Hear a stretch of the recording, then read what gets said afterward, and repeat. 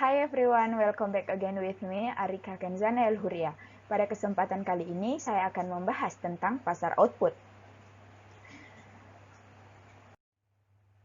Apa itu pasar output?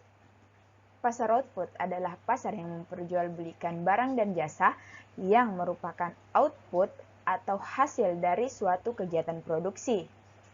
Ada dua macam struktur dalam pasar output, yaitu pasar persaingan sempurna dan pasar persaingan tidak sempurna.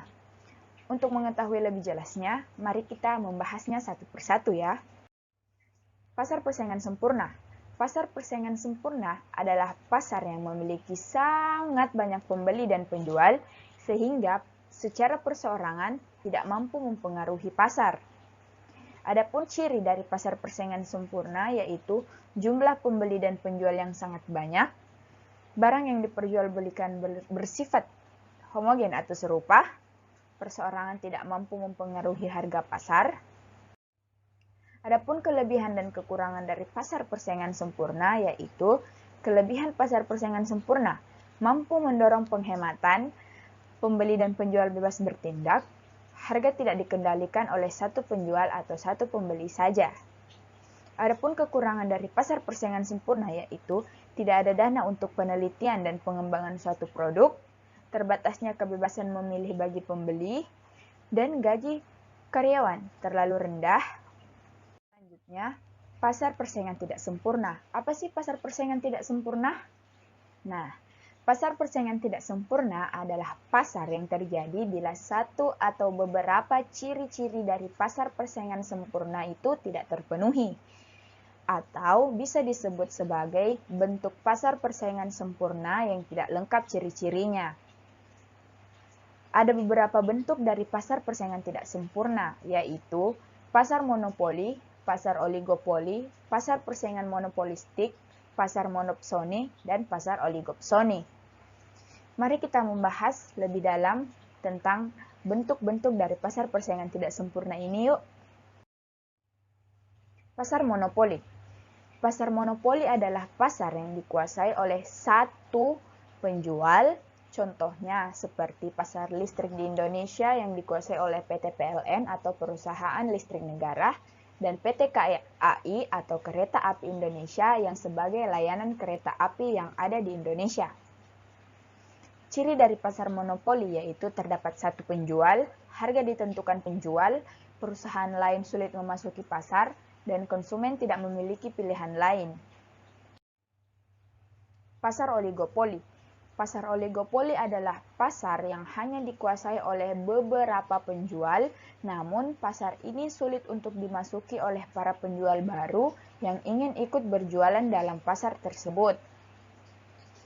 Adapun macam-macam pasar oligopoli yaitu oligopoli murni, menjual barang yang homogen seperti semen, dan oligopoli diferensial yaitu menjual barang yang berbeda corak seperti pasar mobil.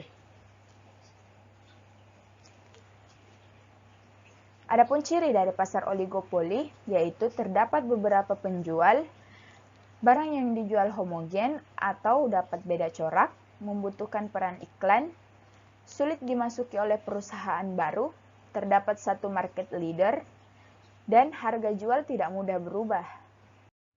Pasar persaingan monopolistik. Pasar persaingan monopolistik adalah pasar yang bentuknya mendekati pasar persaingan sempurna dan mendekati pasar monopoli, seperti pasar pakaian dan sepatu. Adapun ciri dari pasar persaingan monopolistik yaitu jumlah penjual banyak tapi tidak sebanyak pada pasar persaingan sempurna.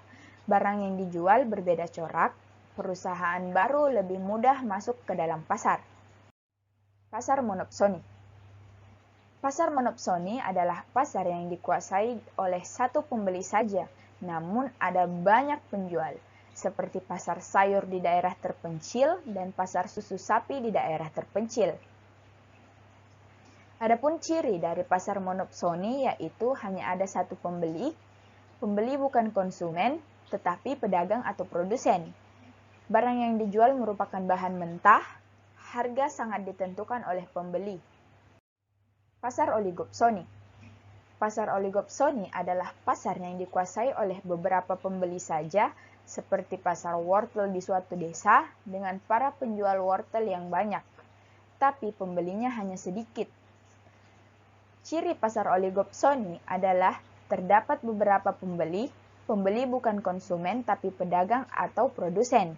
Barang yang dijual merupakan bahan mentah, harga cenderung stabil. Terima kasih dan sekian. Apabila ada kesalahan, mohon dimaafkan. Wabillahi taufiq wal hidayah. Wassalamualaikum warahmatullahi wabarakatuh.